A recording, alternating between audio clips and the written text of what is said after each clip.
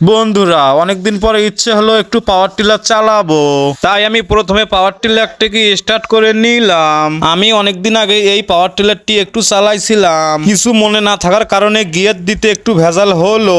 তো যাই হোক, সেটা বড় কথা নয়। গিয়ার দেওয়ার পরে একটু একটু করে চালাইতে চালাইতে যাইতেছিলাম। তো মেইন কথা হচ্ছে, আমি কিন্তু ভালো করেই জানি এটা হচ্ছে আমার বন্ধুর পাওয়ার টিলার গাড়ি, তাই পাওয়ার টিলার চালাতে ছুটে চলে এলাম আমার বন্ধুর বাড়ি। ঘটনা হচ্ছে মেইন কথা, আমি এই পাওয়ার টিলার হাল ট্রাক গাড়িটি বেশি চালাতে পারি না, তাই আমার বন্ধুর হাতে দিয়ে দিলাম তার গাড়ি। তো আমার বন্ধু খুব সুন্দর গাড়ি চালাইতে পারে, তাই আস্তে আস্তে ধিক ধিক করে গাড়িটা নিয়ে গেল। আমি আবারও আমার বন্ধুর কাছ থেকে চাটি মেরে গাড়িটা একটু নিলাম, হালকা করে একটা গিয়ার দিয়ে হালকার উপর ঝাপসা দিয়ে একটু গাড়ি চালাইলাম। এখন দেখেন আমি কেমনে চালাই এই গাড়ি। গাড়ির আরপিএম টানার পরে জোরে করে একটা টান দিলাম, এতে আমি অনেক মজা পাইলাম। তো এখন আমি খুব সুন্দর করে মজা করে গাড়ি চালাইতেছি। এই গাড়ি চালানোর যে মজা, সেটা একমাত্র গ্রামে থাকলেই বোঝা যায়। তো একটি কথা না বললেই নয়, এই গাড়িটার নাম হচ্ছে চেংটু গাড়ি। চেংটু গাড়ি নামটা শুনতে কেমন জানি লাগে, কারণ এই পাওয়ার টিলার হাল গাড়ি কয়েক নামের হয়ে থাকে,